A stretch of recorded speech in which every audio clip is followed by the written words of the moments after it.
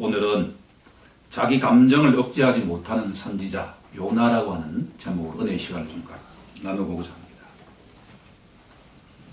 오늘 본문을 이해하는데 이 동화보다도 더 유익한 것이 없다는 생각이 듭니다. 초등학교 1학년 때 제가 책도 잘 읽지 못해서 어머니한테 이렇게 혼나면서 글을 읽었는데 청개구리 우화라는 게 있죠.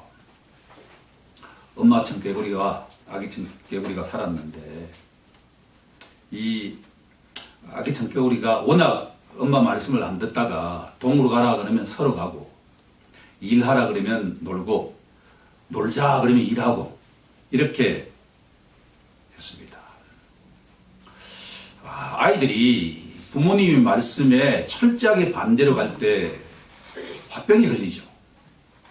엄마 청개구리가 병이 들었습니다. 그런데 죽을 때가 되었습니다. 아들을 불러가지고 늘 반대로 하니까 내가 죽으면 물가에 이게 묻어라 라고 죽었습니다. 그런데 니고친 이 청개구리가 산에 묻지 않고 이렇게 물가에 묻었다는 이야기 아닙니까? 그래서 비가 오려고 하면 개굴개굴 한다는 그 이야기가 오늘 이 본문을 이해하는데 너무나 도움이 됩니다. 요나가 바로 이 청개구리 같은 사람이에요. 선지자라고 하는 것은 뭐냐 그러면 하나님의 말씀을 듣고 그걸 그대로 선포하는 대언자예요. 대언자. 더하거나 빼면 되지 않아요. 하나님께서 요나에게 비둘기라고 하는 뜻을 갖고 있는 이 요나에게 평화의 상징인 이 요나에게 저 큰 성읍 니느웨에 가서 복음을 선포하라 라고 말씀을 하셨는데, 이 요나가 하나님이 어떤 분인지를 너무나 잘 알기 때문에 니느웨는 예루살렘에서 동쪽으로 있는 그런 곳인데 정반대쪽인 다시스를 향해서 배를 타고 도망갔다라는 이야기죠. 교회 공동체는 사도 바울이 선포하기를 사도들과 선지자들이 터위에 서 있다. 구약의 교회든 신약의 교회든 사도들과 선지자들이 터위에 서 있다. 그런데 그 모퉁이 돌은 바로 예수 그리스도신데 기초석은 다 사도들과 선지자들이 바로 교회의 기초석이라고 하는 거예요.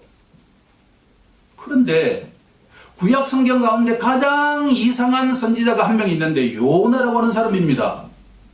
하나님의 말씀을 분명하게 들었는데 동쪽으로 가서 복음을 증거하라는 말씀을 적고 씹고, 요즘 말로 하면 씹고 서쪽으로 다시스를 향해서 가는데 요바에 가니까 그 다시스 배가 있어가지고 이것은 하나님의 뜻이야 라고 도망쳤다라는 이야기지요. 역설적이죠. 선지자가 하나님 말씀에 정반대로 행한다? 말이 안 되죠. 이 내용이 던지는 메시지가 무엇인가? 무엇을 전제하고 있는가? 선지자가 이런 상태라고 한다면 하나님의 언약 백성인 북이스라엘 백성들과 남유다 백성들이 바로 청개구리처럼 동으로 가라 그러면 서로 가고, 우상숭배하지 마라 그러면 우상숭배하고, 정의를 행하라 그러면 포각을 행하는 상태였다라고 하는 것을 이야기하고 있죠. 이 이야기가 옛날 이야기만 해당되겠습니까? 바로 그리스도인들이라고 하면 하나님의 말씀을 듣고 순종해야 하는데, 요나처럼 니느웨에 가서 선포하라는 말씀을 듣고도 불순종한다면 그것은 바로 우리도 또한 요나일 수 있다라고 하는 것을 기억할 필요가 있죠. 요나 나름대로 이유가 있습니다. 니느웨는 아수르의 수도죠. 때가 되면 북이스라엘이, 언약 백성의 10지파인 그 북이스라엘이 기원전 722년이 되면 아수르에 의해서 바로 흔적도 없이 나라가 사라질 것을 알고 있는 이 요나는 절대로 그렇게 해서는 안 된다라고 한 것이죠. 마치 예수님께서 이제 때가 되어서는 내가 곧 골고다 언덕에서 십자가 형벌로 죽을 것이고 3일 만에 부활할 것이다 라고 말씀하셨을 때 시몬 베드로가 절대로 그렇게 해서는 안 됩니다 라고 나섰던 것처럼 하나님 어떻게 우리를 멸망시키는 주인공 아수르의 수도 니느웨에 가서 복음을 증거하고 선포한단 말입니까? 만약에 내가 복음을 증거할 때 자비와 긍휼이 풍성하신 하나님께서는 분명하게 그들을 용서할 것이 아닙니까? 어떻게 그런 일이 있을 수 있을까요? 우리의 경험으로 읊고 와볼까요? 일제 치하에서 악독하게 우리를 징벌했던 그 일본의 군대와 순사를 향해서 요나야 일본에 가서 그들을 향해서 복음을 증거하고 선포하라 했을 때 독립투사라고 한다면 과연 하나님의 말씀에 순종할 수 있을까라고 한다면 요나가 그다지 예외적인 인물은 아닐 것이다 라는 생각을 갖게 될 것입니다. 주님이 사랑하시는 성도 여러분, 우리에게 니느웨는 어느 곳입니까? 우리 각자에게 니느웨는 어느 곳이냐라고 하는 것이죠. 신자에게는 다 니느웨가 있기 마련입니다. 절대로 내가 복음을 증거할 수 없는 대상자가 있기 마련이라는 것이죠. 그 사람이 우리의 이웃일 수도 있고, 그 사람이 우리의 배우자일 수도 있고, 그 사람이 우리의 자녀일 수도 있고, 그 사람이 우리 직장의 동료와 상사가 될 수도 있다라고 하는 것이죠. 하나님, 그 사람은 절대로 내가 복음을 증거 선포할 수 없는 불가능한 영혼이에요. 그런 영혼에게 내가 어떻게 복음을 증거한단 말입니까? 지옥에 가야 마땅하죠. 이렇게 본다면 이 요나 이야기가 남의 이야기가 아니라 옛날 이야기가 아니라 바로 우리 각자의 이야기로 다가올 수가 있다라고 하는 거죠. 일전에 제가 아주 좋아하는 배우 가운데 한 명인 로버트 드니로가 나오는 영화를 한 편 보았습니다. City by the Sea라고 하는 영화인데 뉴욕 근교에 롱비치 바닷가가 있습니다.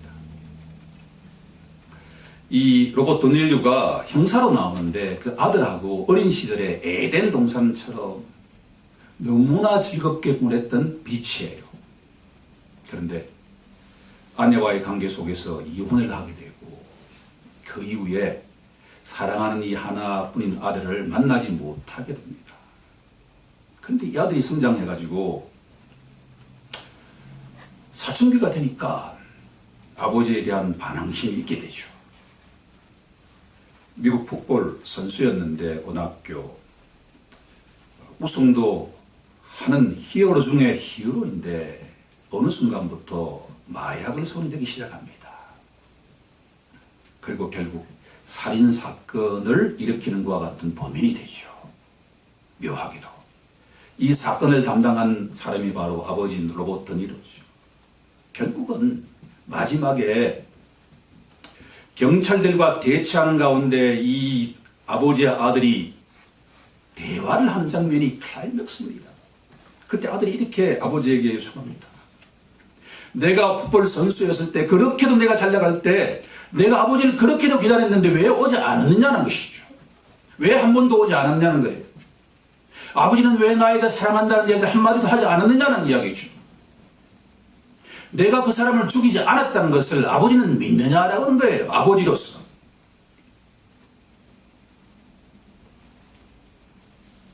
이 아버지의 말문이 터입니다. 내가 너에게 이야기하지 않았을 뿐이지 나는 너를 너무나 많이 만나고 싶었다. 내가 얼마나 사랑하는지 아느냐. 니네 엄마가 막았기 때문에 내가 가지 못했다. 그런데 내가 너를 사랑하는데 내가 너에게 해주지 못한 것이 하나 있다. 이 세상은 참 험악한데 우리는 이 세상을 담대하게 맞이하는 것과 같은 용기가 있어야 된다. 내가 너에게 그 용기를 주지 못했다. 아들아, 내가 잘못했다. 지금이라도 너가 이 상황이 이해가 되지 않지만 이 상황을 그대로 맞이하는 용기를 가져야 된다. 내가 지금부터 너와 함께 하겠다. 어떠한 상황 속에서도 내가 너를 포기하지 않고 이 상황을 그대로 있는 그대로 맞이하자 라고 하면서 제 눈에는 해피엔딩으로 끝나죠. 요나가 바로 그 아들입니다. 요나는 하나님의 말씀을 피하지 않고 용기 있게 맞이하는 것 같은 용기가 없었죠.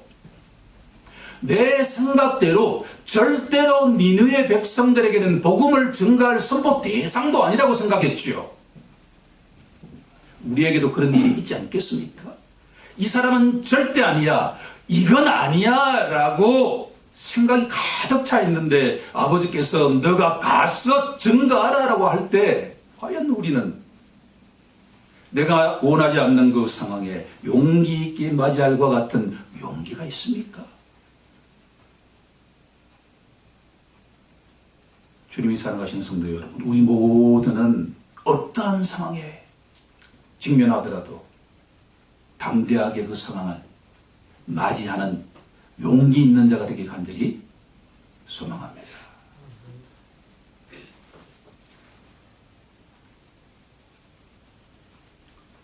여기까지가 이 요나가 우리에게 던지는 메시지라고 한다면 반쪽짜리죠.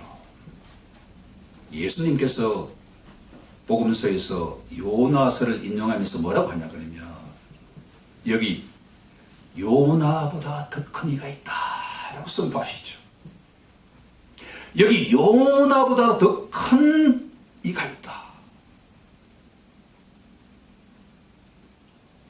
예수님께 이 세상이라고 하는 것은 요나가 생각하는 것보다도 더 추잡한 곳이에요. 사람의 생각하는 것이 항상 악할 뿐임을 보시고 소수 사람이 아니라 수십, 셀 수 없을 정도로 많은 이 세상에 예수님이 오셨는데 그들의 생각이 항상 악할 뿐인 것이고 예수님이 이 세상에 오고 싶겠습니까? 이 세상에는 또한 귀신들이 우글우글거려요. 악한 영적 세력들이 이 세상에는 우글우글거리는 곳이 이 세상이에요. 내 이야기가 아니라 성경적인 진단이에요. 솔직히 예수님이 이 세상에 인간의 모습으로 가라라고 말씀하셨을 때 아멘이라고 쉽게 그렇게 할 수 있겠느냐는 거예요. 하지만 예수님은 어떻게 하셨습니까? 요나보다 더 큰 이다라고 하는 것은 내가 그 세상을 너무나 잘 알지만 아버지가 그렇게 말씀하시니까 내가 그냥 이렇게 맞이하겠다는 거예요. 순종하겠다는 거예요. 그게 예수님의 마음이죠.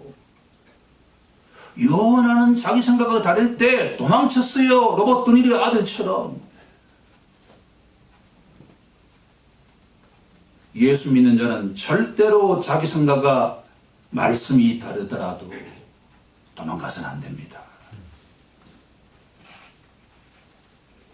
첫 번째 갈로의 정답은 하나님의 얼굴을 피해서 도망치는 선지자 요나. 참 모순적이지요.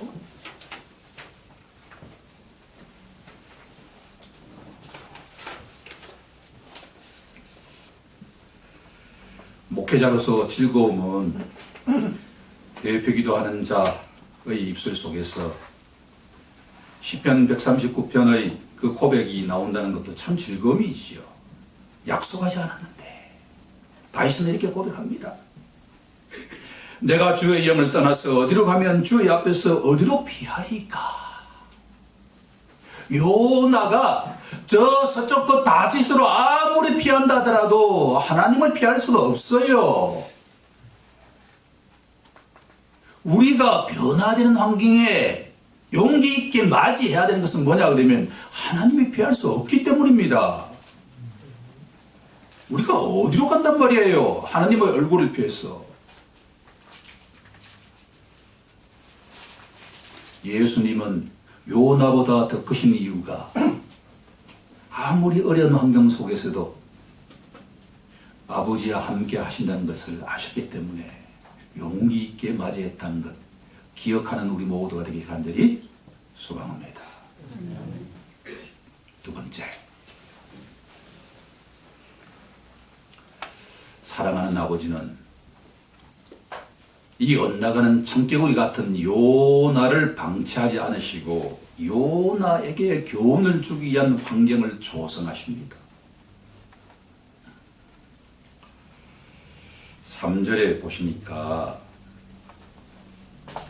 4절이군요. 큰 바람을 불게 하셨습니다. 이 또한 즐거움이죠.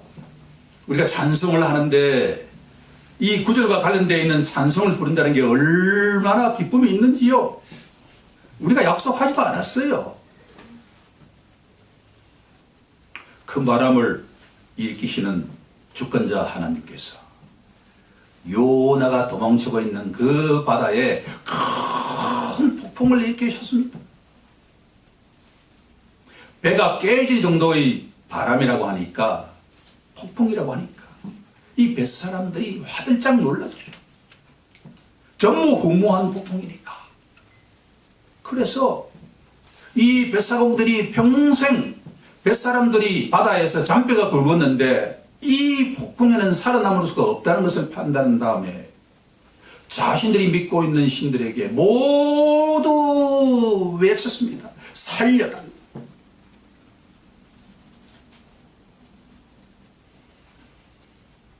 살아있다 그러면 환란이 왔을 때 당연히 자신이 믿고 있는 신에게 외쳐야 되죠. 구하라. 그게 살아있다는 증거입니다. 근데 이 이상한 선지 요나는 세상 사람들보다 못해요. 세상 사람들은 위기가 찾아올 때 자기들이 믿고 있는 그 잡신들에게, 우상들에게 막 외치는데, 절체절명의 지금 위기가 찾아왔는데 이 요나는 도대체 기도하지 않아요. 과연 이 상황이 한국 교회에 적용된다면 과대한 적용일까요? 혹시 우리에게도 하나님께서 주신 환난인데, 큰 폭풍인데, 혹시 우리도 배 밑에 들어가가지고 아예 잠들어 있는 것이 아닌지라고 질문하지 않을 수가 없습니다.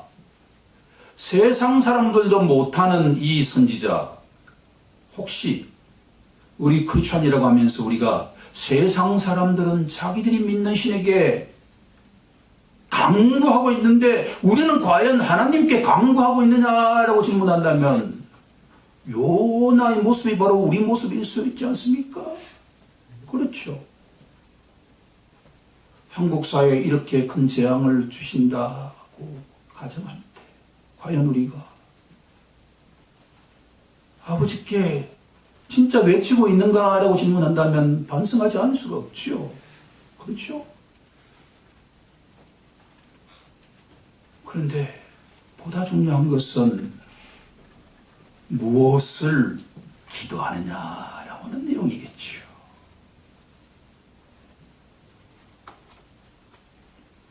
두 번째 갈로의 정답은 환난 속에서도 기도하지 않는 선지자 요나입니다. 참 역설적이지요.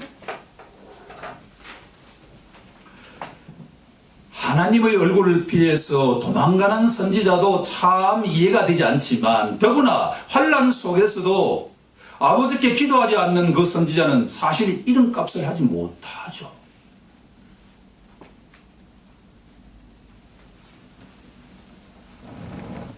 하지만 우리에게 소망은 여기 요나보다 더 큰 이가 있다. 여기 요나보다 더 큰 이가 있다. 예수님께서는 이 땅에 33년 사시면서 날마다 규칙적으로 아버지께 나아가서 기도했습니다. 왜? 기도는 아버지와의 영적 호흡이기 때문에 살아있다라고 하는 것은 하나님과 소통할 때 살아있는 것이지요.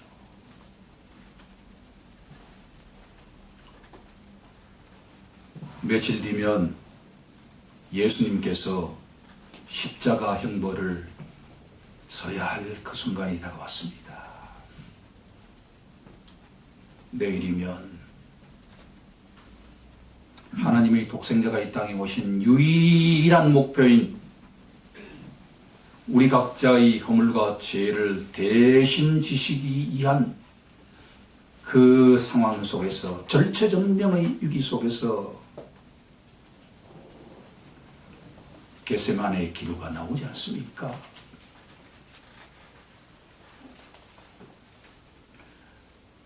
마태복음 26장 38절에 가면 내 마음이 매우 고민하여 죽게 되었다.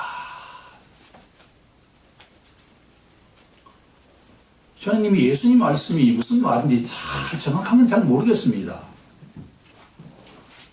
100% 하나님이시자 100% 인간이신 예수님이 내 마음이 매우 고민하여 죽게 되었다. 마치 우리가 속이 타 들어간다라고 하는 경험이 있지요? 다른 사람은 전혀 관계하지 않는데 내 마음이 탈 대로 타 들어가는 것과 같은 경험이 있지 않습니까?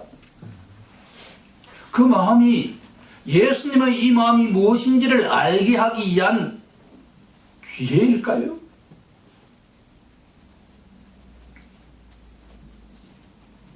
제자들에게, 특히나 세 사람의 제자들에게 깨어 기도하라 라고 부탁하죠. 내 마음이 너무나 고민해서 내가 죽게 되었으니, 하나님이 죽는다는 게 잘 이해가 잘 안 되지만 내가 죽게 되었으니 사랑하는 내 제자야, 너희들은 내가 가장 사랑하는 세 명이 아니냐, 날 위해서 기도해달라 라고 말씀하시죠. 그런데 이 상황을 우리가 보면 제자들은 어떻게 돌아가는지를 모르고 잠만 잡니다. 요나처럼. 그렇죠. 요나가 남의 이야기가 아니라 바로 이 세 명의 선택된 제자들과 똑같다.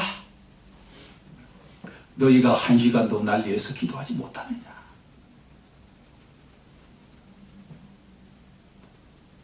마음은 온유로되 육신이 약하도다.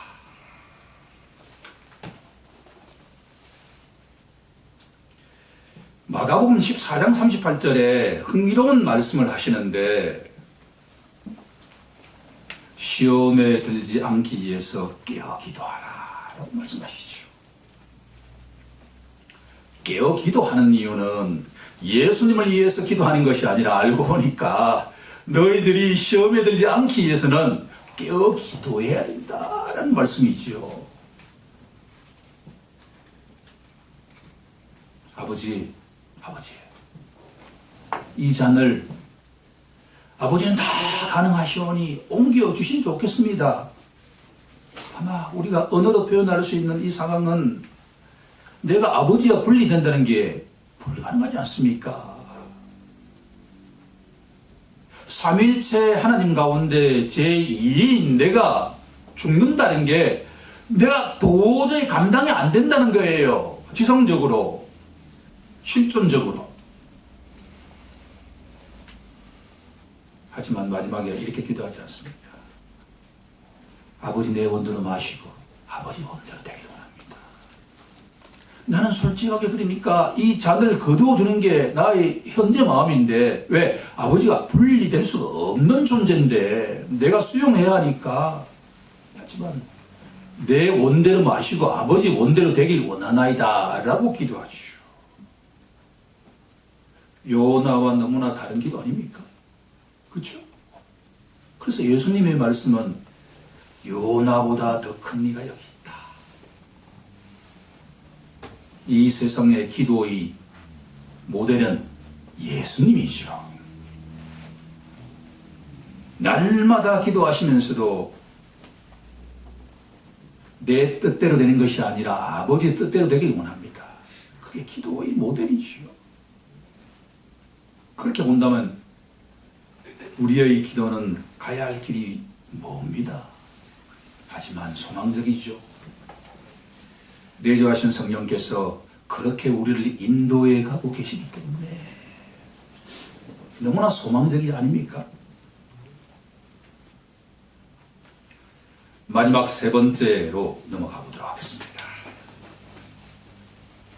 우리 다 함께 본문 12절 한번 합독해 보도록 하겠습니다. 시작. 그가 대답하되 나를 들어 바다에 던지라. 그리하면 바다가 너희를 위하여 잔잔하리라. 너희가 이 큰 폭풍을 만난 것이 나 때문인 줄을 내가 아노라 하니라.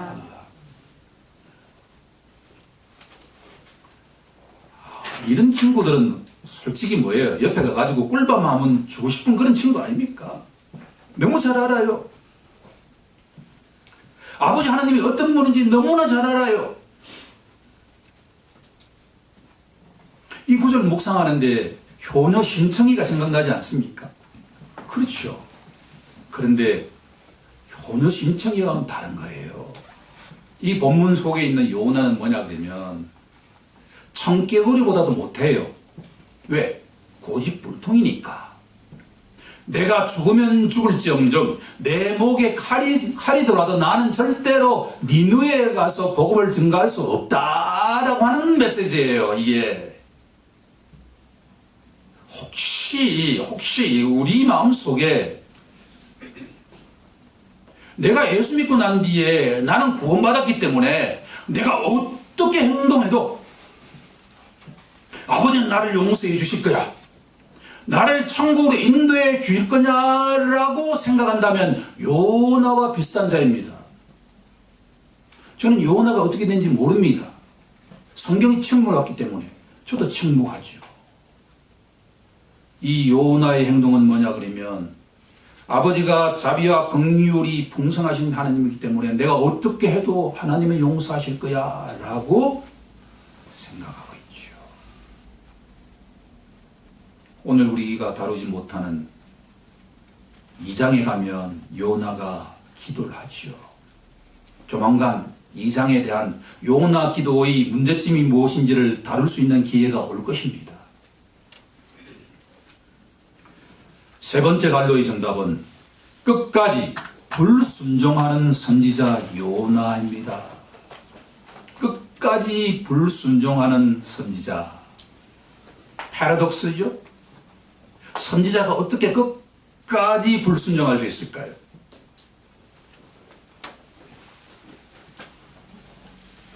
하지만 우리에게 소망적인 것은 요나보다 더 큰 이가 여기 있다.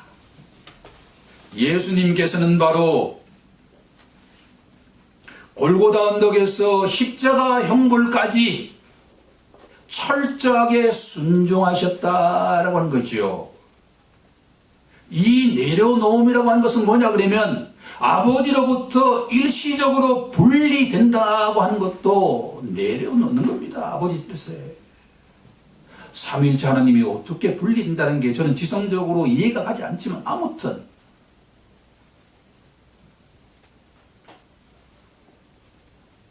예수님은 요나의 대척점에 서 있는 사람입니다. 십자가 형벌까지 예수님은 아버지의 뜻에 철저하게 순종하신 분이다라고 하는 거죠. 이제 결론에 대신해서 하나님의 얼굴을 피해서 도망치는 선지자 요나. 하나님께서 조성하신 환난 속에서도 기도하지 않는 요나. 끝까지 불순종하는 이 선지자 요나를 어떻게 대하실까라고 질문한다면 세상에 이런 분도 계실까요? 여호와 이레의 하나님께서는 고집불통 요나가 어떠한 상황 속에서도 복음을 증거하지 않으려는 그 한 영혼을 위해서 큰 물고기를 예비해 놓으셨다 라고 하는 것이 요나서 1장의 결론이죠. 우리 함께 17절 합독해 보겠습니다. 시작. 여호와께서 이미 큰 물고기를 예비하사 요나를 삼키게 하셨으므로 요나가 밤낮 3일을 물고기 뱃속에 있었다.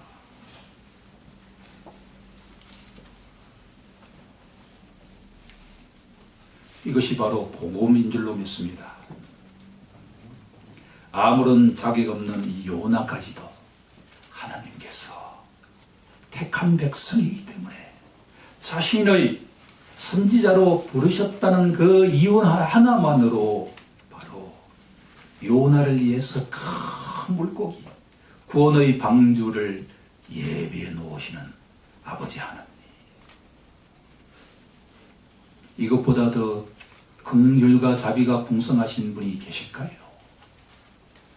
바로 우리에게는 그분이 바로 우리 주 예수 그리스도인 줄로 믿습니다.